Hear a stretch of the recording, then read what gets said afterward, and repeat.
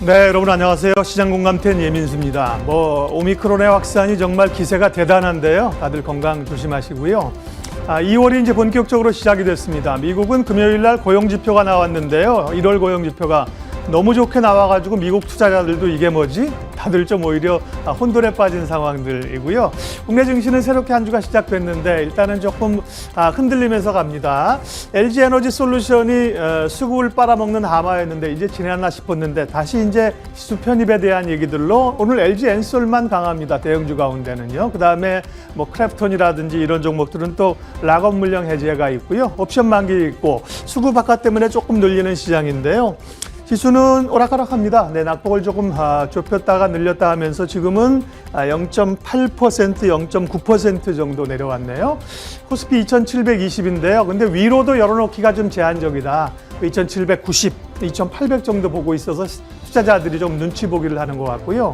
이번 주는 미국의 1월 소비자 물가지 있어요. 현지 시간으로 목요일, 우리 금요일. 굉장히 중요한 지표죠. 그때까지는 좀 눈치 보기가 불가피한 것 같습니다. 예, 시장 흐름들 좀 더 자세하게 보고요. 또 전략들 종목 이야기 시작하도록 하겠습니다. 첫 코너 잠금 해제로 출발하겠습니다.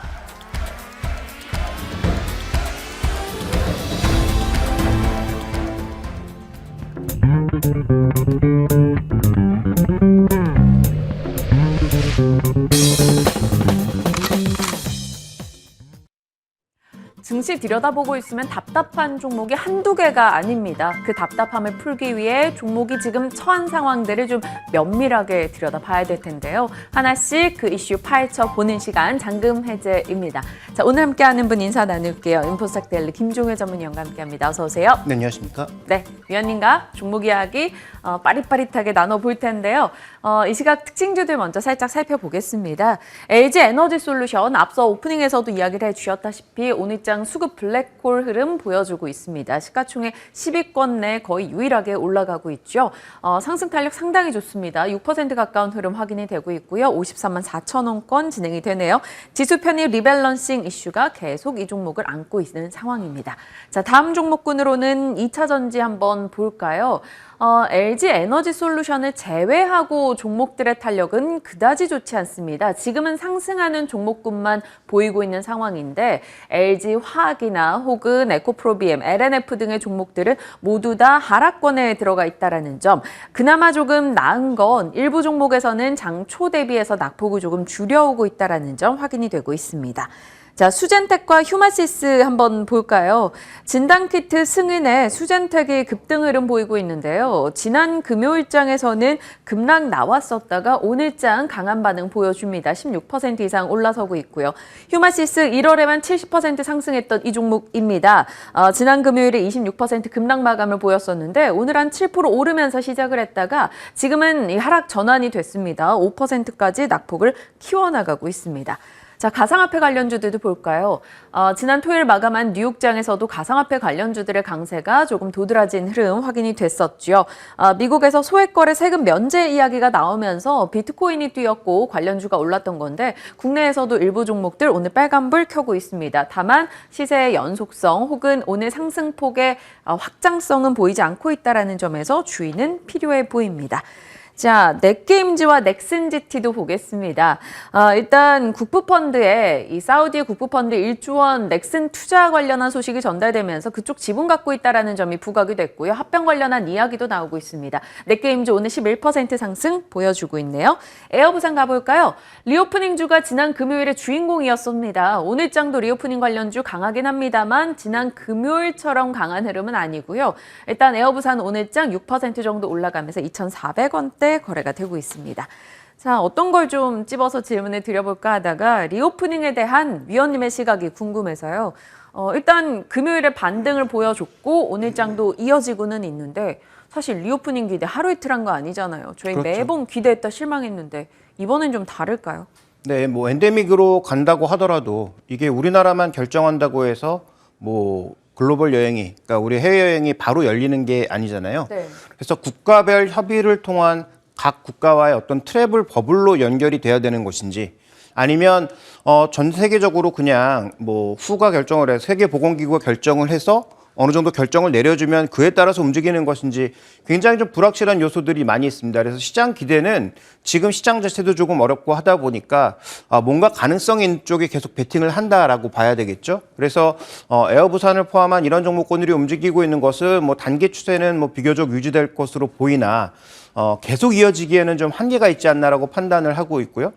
오히려 종목을 계속 보시려면 그나마 실적이 나오고 있는 대한항공을 중심으로 보는 것이 여전히 좀 바람직하지 않을까. 그러니까 대한항공은 지금 현재 구간에서 뭐 화물로 워낙 잘 실적을 냈고 그다음에 아시아나항공과의 이슈도 어느 정도 잘 소화하고 있는 것으로 보여지고 있기 때문에 이런 부분에 이제 긍정적인 부분이 있고요.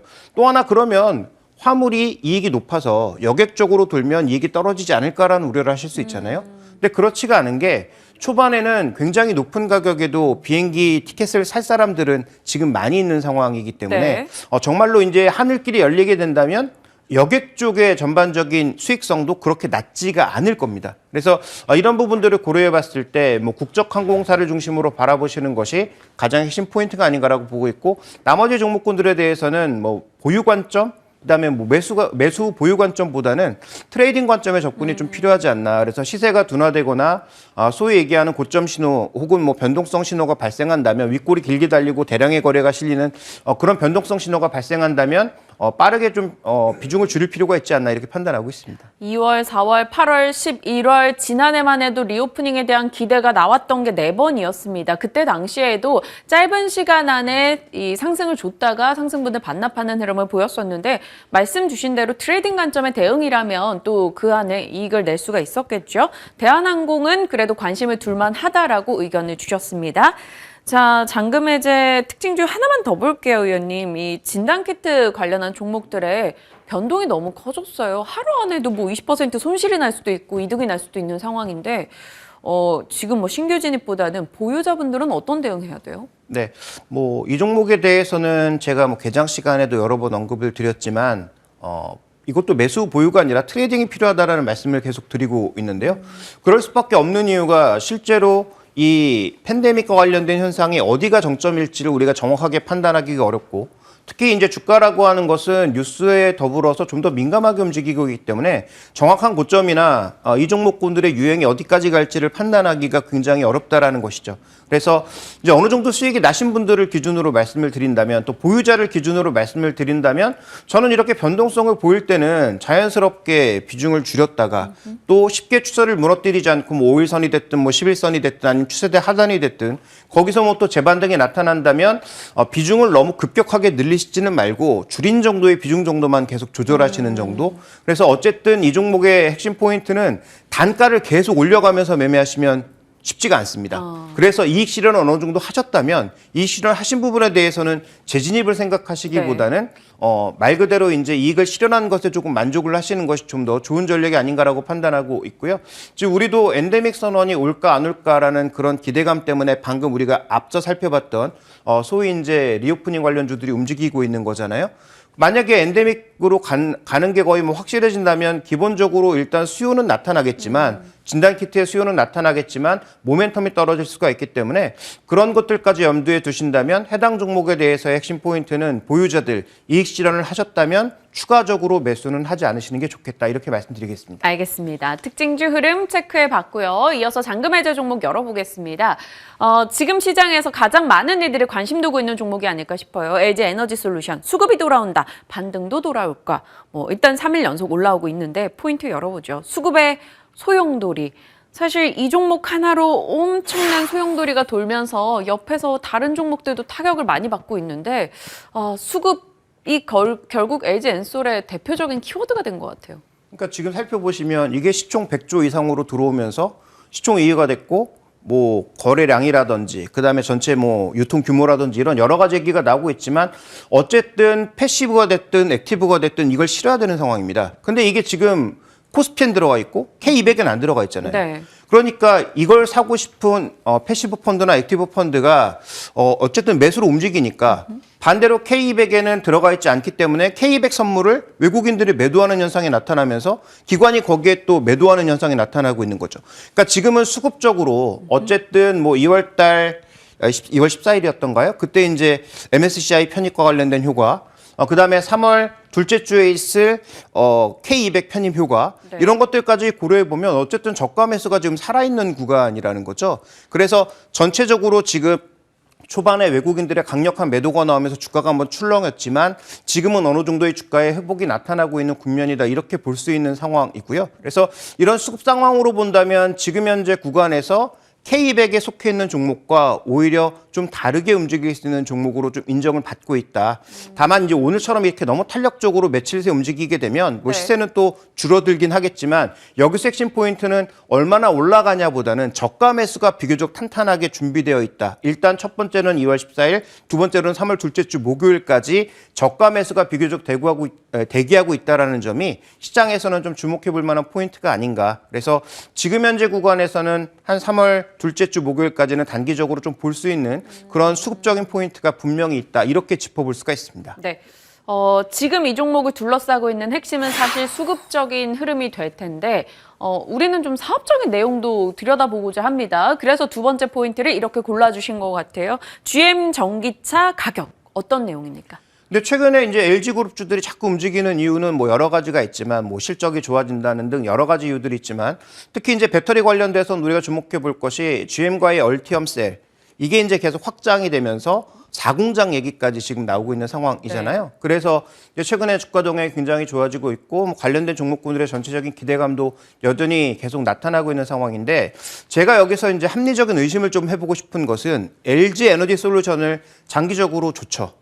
지금 뭐 시총 100조가 넘었다고 해서 뭐 단기적으로는 뭐 변동성이 있을 수도 있지만 장기적으로는 이 정도의 시총 충분히 받아들일 수 있는 그런 상황이라고 보여집니다. 네. 근데 제가 여기서 합리적 의심을 하고 싶은 것은 GM의 지금 볼트 EV와 볼트 EV가 배터리 화재로 인해서 출시가 지연됐어요. 그런데 이제 올해 나올 거 아닙니까? 그런데 이 가격이 아이오닉 5나 기아의 EV6와 비교했을 때 한 500만 원 정도 가격이 낮습니다. 근데 가격이 낮다라고 하는 것은 이게 뭐 판매가 잘 될 수도 있고 뭐 여러 가지 요소가 있지만 제가 지금 지적하고 싶은 것은 네. 최근에 배터리 소재 가격이 계속 올라가고 있는데 상대적으로 이렇게 낮은 가격에 차량을 공급한다라고 하는 것은 LG가 여기에 전장 부품과 배터리 솔루션까지 다 제공하고 있는데 그러면 부품사가 손해를 보던지 판매사가 그 자동차를 제조하는 GM이 손해를 보든지 네. 둘 중에 하나 아니겠어요? 아니면 옵션을 정말로 다 깡통 수준으로 빼서 팔던지 뭐 둘 중에 하나 아닙니까? 그래서 이런 부분을 생각해 봤을 때 향후 뭐 GM의 판매량이라든지 가격 정책은 다시 한번 우리가 검증해 볼 필요가 있겠지만 왜 이렇게 GM 전기차 가격은 쌀까에 대한 고민이 저는 좀 들어가야 되는 게 아닌가. 지금 뭐 니켈도 최고가, 코발트도 다시 재반등을 하고 있는 현재 구간에서 과연 계속 가격을 이렇게 낮은 가격에 공급을 하면 GM의 수익은 LG 에너지 솔루션의 수익은 잘 날 수 있을까? 이 고민이 필요하다는 거고요. 그다음에 내년에 얼티엠 플랫폼으로 나올 이코넉스 EV 같은 경우에는 3만 달러에 공급한다고 했거든요. 네. 그러면 지금 이 급의 자동차의 전반적인 전기차 공급 가격과 꽤 차이가 납니다. 그러니까 물론 이때 배터리 소재 가격이라든지 이런 것들이 어떻게 움직이는지는 다시 한번 점검이 필요하겠지만 지금 전반적으로 임금도 오르고 배터리 소재 가격도 오르고 전반적인 물가가 올해 내내 올라간다라는 게 정설인데 내년에 판매할 이코넉스 EV의 가격이 3만 달러? 그러면 이것도 마찬가지라는 거죠. 과연 GM은 전기차에서 점유율을 위해서 지금 수익을 희생하는 건가? 아니면 여기에 전장 부품과 배터리를 납품하고 있는 LG 에너지 솔루션이 대량 공급을 위해서 가격을 조금 낮춰서 공급하는 건가? 아니면 그 얼티엄 배터리 셀은 정말로 가격을 낮게 만들 수 있을 만한 뭐 다른 기술이 있는 건가? 이런 합리적인 좀 의심이 필요하다라는 것이죠. 그래서 LG 에너지 솔루션이 단기적으로 보면 수급적인 우위가 분명히 있지만 중장기적으로는 가장 대량 공급을 하고 있는 그 얼티엄 배터리 셀과의 수익성, 이 문제는 우리가 앞으로 계속 지켜봐야 될 중요한 이슈라고 보고 있고요. 올해 수익성이 적어도 엔솔 기준으로 하이싱글 간다는 게 시장의 이제 기대잖아요. 과연 그렇게 갈 수 있을지 이 부분에 대해서는 계속 좀 점검이 필요할 것 같습니다. 그저 가격이 낮으니 잘 팔려서 우와 좋아지겠다라는 생각을 해볼 수도 있지만 그걸 뒤집어서 의심을 해본다면 왜 이렇게 낮게 하는 것인가에 대해서 조금 살펴볼 여지가 있다라는 점을 얘기해 주셨어요. 첫 번째로 포인트 잡았을 때는 수급 기대 오 했다가 두 번째는 갑자기 이걸 가져가야 되나 사야 돼 말아야 돼? 약간 걱정이 됩니다. 세 번째 포인트는 뭡니까? 네, 경쟁사들이 증가하고 있다라는 것이죠. 네. 다 아시겠지만 유럽에는 노스볼트라고 하는 그래서 준비된 그림을 보시면 이 노스볼트에 이제 공장이 만들어지면서 적어도 뭐 올해 뭐 내년부터는 실제로 여기서 만들어지는 배터리도 공급될 가능성이 있죠. 물론 뭐 사고도 있을 수 있고 네. 그다음에 품질이 굉장히 안 좋을 수 있습니다. 그렇지만 어쨌든 LG에너지솔루션이 그동안은 거의 과점적인 지위를 누리다가 유럽에서도 만들고 중국 회사들도 글로벌 진출을 하고 이러면서 계속 경쟁에 부딪힐 수 있다는 상황도 고려를 해야 되겠죠. 그러면 지금 이제 이러한 경쟁을 피해가기 위해서 점유율을 늘리기 위한 무리한 확장을 하고 있는 게 아닌가라는 의심과 더불어 경쟁사가 늘어났을 때 과연 이 지금까지 LG 엔솔이 만들었던 그 기술력과 제조 능력 자체가 확실한 차별화를 보일 것인지 검증이 좀 필요한 구간이기도 합니다. 그래서 뭐 결론을 미리 좀 말씀드리자면 네. 단기적으로는 이런 수급 이슈 때문에 긍정적인 요인이 분명히 있지만 중장기적으로는 여전히 풀어가야 될 숙제가 꽤 많은 것이 아닌가 이렇게 판단하고 있습니다. 그럼 위원님이시라면 1년 정도 무조건 보유를 해야 되는 상황이다. 그럼 LG 엔솔 안 담으시겠네요? 저는 1년 정도 보유를 해야 된다면 당연히 담지 않습니다. 아, 알겠습니다. 그럼 어느 정도 가격 라인을 그래도 보유하신 분들에게는 주실 수 있을까요? 그 소위 이제 우리가 더블을 얘기했던 가격, 그 가격이 처음 시초가에 일정 부분 형성되는 듯 했다가 호가는 그거보다 좀 낮게 처음에 들어왔죠. 네. 그러니까 아마 한 60만 원 정도까지는 어느 정도 수급 요인에 의해서 또 밀려 올라갈 수 있지 않을까라고 보여집니다. 최근에 또 글로벌 시장에서 또 어느 정도 낙폭이 깊었던 종목군들에 대한 반작용들이 나타나고 네. 있기 때문에 그런 부분들을 고려해 보면 우리가 1차적으로 볼 수 있는 어떤 적정 가격이 아닌 중요하게 좀 봐야 되는 체크 포인트 가격은 아마도 한 60만 원 정도 내외가 아닐까라고 보고 있어서 그 정도 가격까지의 반등은 열어두지만 그 이상으로 가게 된다면 제가 보기에는 조금 비중을 줄이거나 아니면 좀 더 우리가 여러 가지 고민을 해봐야 되는 시점이 아닌가라고 판단하고 있습니다. 알겠습니다. 많은 분들에게 좀 참고가 될 만한 내용이었던 것 같아요. 지켜보시길 바랍니다. 자, 두 번째 잔금 해제 종목 확인해 보시죠.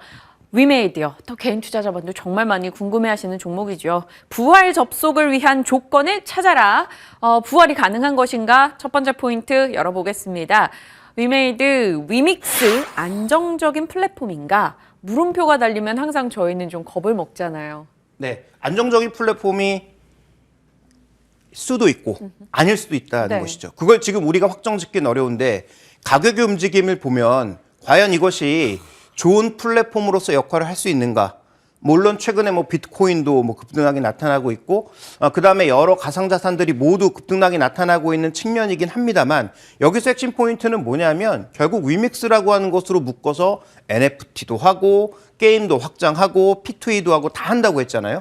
그런데 위믹스 가격이 이렇게 급등락을 하게 되면 결국은 위믹스 가격에 따라서 움직이는 위메이드의 주가도 춤을 출 수밖에 없다라는 것이죠. 근데 뭐 다 아시는 것처럼 지금 미국만 긴축하는 게 아니라 영국도 긴축을 시작을 했고 그다음에 이제 ECB도 여기에 동참할 거다라는 얘기가 나오고 있는 상황이다 보니까 전 세계적으로 유동성을 공급했던 모든 정책 당국들이 유동성을 줄이고 있는 측면이라면 이런 가상자산들은 정말로 경쟁력 있는 플랫폼이 되지 못하면 자산이 쪼그라들거나 아니면 변동성이 계속 커질 수밖에 없는 구간이기 때문에 위믹스는 아직도 검증이 좀 많이 필요하다. 처음에 위믹스 나왔을 때 100개 게임을 연결해서 하나 우리의 어떤 중요한 플랫폼을 만들어 보겠다라고 얘기를 했지만 네. 과연 그게 이루어질지는 현재 그 추이를 보면 조금 물음표들이 많이 달려 있다라고 판단이 되고 있습니다. 그래서 현재 구간에서 위믹스 안정적인 플랫폼이라고 얘기하기에는 조금 부족한 부분이 최근에 많이 보이고 있다. 거기에다가 다 아시는 것처럼 뭐 경영진의 뭐 그 매매와 같은 네. 그런 부분까지 얽혀 있다라는 관점에서 보면 일정 부분 좀 변동성을 수반할 수밖에 없다라고 봐야 할 것 같습니다. 그렇다면 지난 금요일 그리고 오늘의 상승을 저희가 어떻게 받아들여야 될까요? 정말 단순 기술적 반등에 올해 좀 많이 밀렸다라는 그에 따른 움직임이라고만 해석해야 될까요? 네, 그 지난주에 글로벌 ETF 흐름도 살펴보면 굉장히 공격적인 ETF에 자금이 엄청나게 들어가고 있거든요. 그러니까 이런 종목군들이 소위 고점에서 반토막이 났잖아요. 네. 그래서 어느 정도 이제 기술적인 반등을 시도할 수 있는 그러한 시도들이 좀 많이 나타나고 있다. 지금 그러니까 우리가 위험이라고 생각하고 있는 뭐 물가 요인이라든지 우크라이나 분쟁이라든지 이런 요인들이 정말로 뭐 극단적인 상황으로 가는 것이 아니라면 예를 들어서 뭐 3월에 50bp 올린다 뭐 이런 게 좀 확정이 된다던가 그런 여러 가지 변동성이 나타나게 되면 이런 자산들은 또 변동성에 들어갈 수밖에 없죠. 그런데 그걸 이미 어느 정도 가격에 반영하고 있기 때문에 시장의 시각은 낙폭과대주 쪽에서 반등이 나온다라고 보고 있는 것이고 그래서 글로벌리하게도 QQQ 같은 그런 그 QQQ 세배를 이제 투자하는 그런 자산에도 엄청나게 지금 돈이 투입되고 있는 거죠. 그렇다면 기술적인 반등을 시도할 가능성이 높은데 굉장히 기술적으로도 60일선을 제외한 나머지 평선이 모두 모인 가격, 즉 단기 평균 가격과 장기 평균 가격이 모두 일치한 그 시점에서 반등을 시작을 해서 어느 정도 반등을 시도하고 있다는 것이죠. 네. 그럼 기술적으로 내려오고 있는 수급선인 60일선의 눌림을 과연 돌파할 수 있을지는 좀 검증이 필요한 구간입니다. 그래서 기술적으로 보면 반등은 충분히 있을 수 있지만 그 반등이 의미 있는 추세적 상승이 되기 위해서는 아까 위믹스의 전반적인 추이라든지 글로벌리하게 움직이고 있는 위험 자산의 반등 강도라든지 이런 것들을 우리가 좀 더 검증해 볼 필요가 있다라고 저는 판단하고 있습니다. 사실 위메이드 하면은 저희 플레이투원 그것에 대한 대명사로 얘기를 많이 했었잖아요. 그 포인트도 한번 짚어봐야 될 것 같아요. 그 부분에 대한 의심을 자꾸 제기하니까 또 주가 심리가 더욱 꺾이고 있는 거거든요. 위원님은 어떻게 보세요? 네, 이 P2E라고 하는 게 뭐 생각보다 그렇게 쉬운 길은 아닌 것 같습니다. 그다음에 또 하나 투자도 생각보다 굉장히 많이 이루어지는 상황이죠. 이 안에서 뭐 NFT도 거래되고 그다음에 게임 아이템들을 거래할 수 있고 다 좋은데요.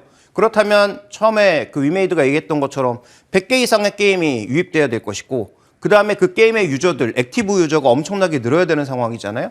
최근에 메타가 왜 흔들리고 있습니까? 액티브 유저가 줄어들고 있다. 이 얘기 때문에 흔들리고 있는 것인데 위믹스는 아직도 기대만 있을 뿐 여기에 대한 적절한 어떤 방향성이라든지 수치를 제시하기는 좀 어려운 측면이 분명히 있죠. 그러니까 P2E라고 하는 것은 분명히 이 종목의 중요한 모멘텀이긴 하지만 이러한 모멘텀으로 계속 이어가기 위해선 이제부터 숫자가 필요한데 그 숫자가 당장 나오긴 어렵고 관련된 투자를 늘려가면 오히려 현금 흐름은 악화될 가능성이 높다라는 것도 더불어서 살펴보셔야 될 것 같습니다. 그렇다면 최종적으로 한 줄 코멘트 전략과 가격 어떻게 보신다는 거죠? 네, 가격으로 제시하기는 어렵고요. 아까 말씀드렸던 61선의 눌림을 돌파할 수 있는지가 1차적인 관건이 될 것으로 보고 있습니다. 알겠습니다. 자, 오늘 개인 투자자분들이 정말 많이 궁금해하시는 두 종목에 대해서 살펴볼 포인트들 잡아봤습니다. 여러분들도 한 번 더 짚어보시길 바랄게요. 김종효의 잔금 해제로 검색하시길 바랍니다. 자, 여기서 인사 나눕니다. 김종효 전문위원과 함께했네요. 고맙습니다.